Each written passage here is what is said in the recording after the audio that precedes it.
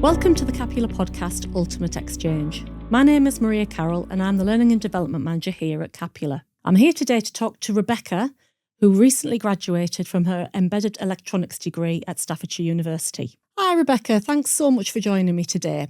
We're going to talk a little bit about apprenticeships and your journey. So if I can just ask you to explain to me, who you are and what your journey's been so far. Yeah, so I'm Rebekah. I have actually recently just graduated this year.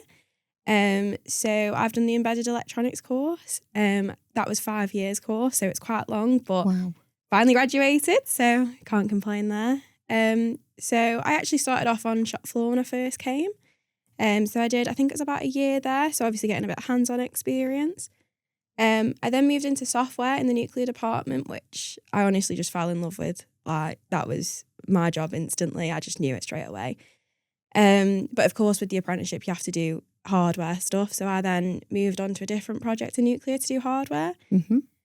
I'm not going to lie, it wasn't for me, but I gave it all my effort because it's all you can ask for. Mm-hmm. However, recently on a project that I am on in software, I did help out in hardware. So it's not a lot of love lost, really. I still do a bit of everything now and again, but yeah. Yeah. And where did you study?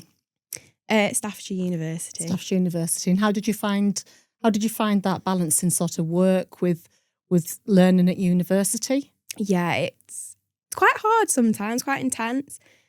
It's a case of obviously you're working 4 days a week, then you go to uni once a week, and it's obviously quite a lot of work because obviously you've got to do your work at work, uni work, but you just ask people at work, can I have like 5 minutes to do this or whatever? And as long as you've done your work, they're very like accommodating for it. So it's a case of if you're stressed, people will just be around you to help out. If you need anyone to answer any questions for you, just literally reach out and they're there for you. Yeah, good. That's good to hear. And, what have you learned about yourself in the whole process? Do you know what? I feel like my biggest thing is the confidence. Because when I first joined, I was like, I don't know anything. I can't do anything. I can't speak to customers. I can't do this. I can't do that. And honestly, like, everyone in my team's so supportive. Like, they'll come to me for questions and I'll be like, I don't know if this is right, but... And I'll sort of like ask people questions being like, I think this is right, but can you just tell me if I am or not? And like, you just need to like have more confidence in yourself. And I think throughout like my apprenticeship, people will say that my confidence has grown massively. Yeah. Like, I'm now talking to customers, I'm helping everyone on my team. I've actually now taken on a project, so I'm kind of in control of that project, which I never thought when I started 5 years ago I ever would. So Brilliant. It's great to see, really. Yeah. And that day of your graduation, how did you feel? Oh, so excited. I think it was a case of like sometimes like halfway through, like I was ready to give up just because it was so hard. Like I was struggling a bit, but obviously there's everyone around to help you. And I actually remember saying to someone, can I just give up now? And they were like, no, you can't. And I was like, oh, okay. But I'm so glad that I didn't, because graduating, throwing my hat up in the air, walking on stage, like seeing my mum and my dad proud, like just everyone at work as well, I was so excited. And then you can turn around and say, I did it. I did my 5 years. I got my first. It's great. Yeah, huge congratulations. Yeah, absolutely brilliant achievement. So in terms of, your career now then, so you graduated, what happened next? Well, I had a meeting with my mentor and he basically turned around to me and was like, you need to put your big girl boots on now. I was like, what do you mean? He was like, you're taking on more responsibility. I was like, okay. I still have like monthly catch-ups with him. So like we'll still sit down like we did when I was on my apprenticeship. He'd be like, have you got any issues? We're now obviously talking about this project that I've taken on. He's like, do you feel confident with it? I was like, yeah, sure. I was like, I don't know. But everyone's still there to help you. Like, it's not a case of you've just been thrown in the deep end, that's it. No one's there for you. So, yeah. Brilliant. No, that's good. And what's next for you then? Obviously, you're working on a project at the minute. What's your plans for the future? I am trying to become a senior engineer, so I'm working my way up. Brilliant. Not there yet, but I'm going to talk to my mentor, put some plans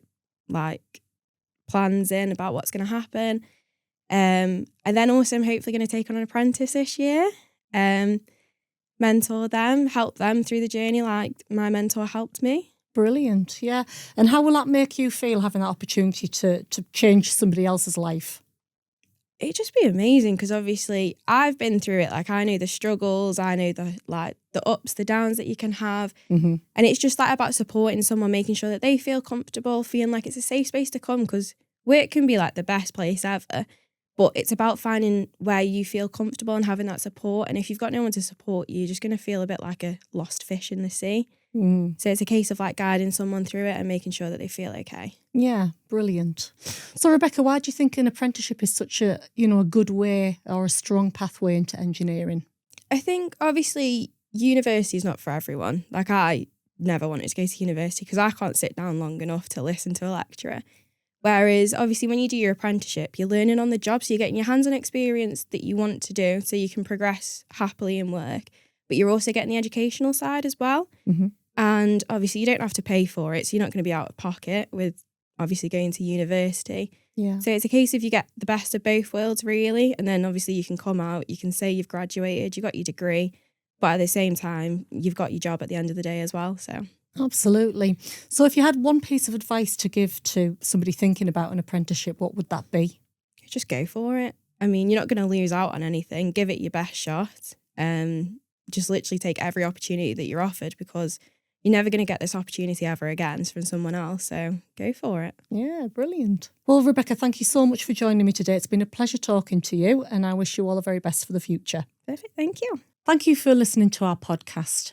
If you're interested in an apprenticeship with Capula, please feel free to visit our website, www.capula.com. If you'd like to watch any of our other podcasts, you can find us on LinkedIn or YouTube.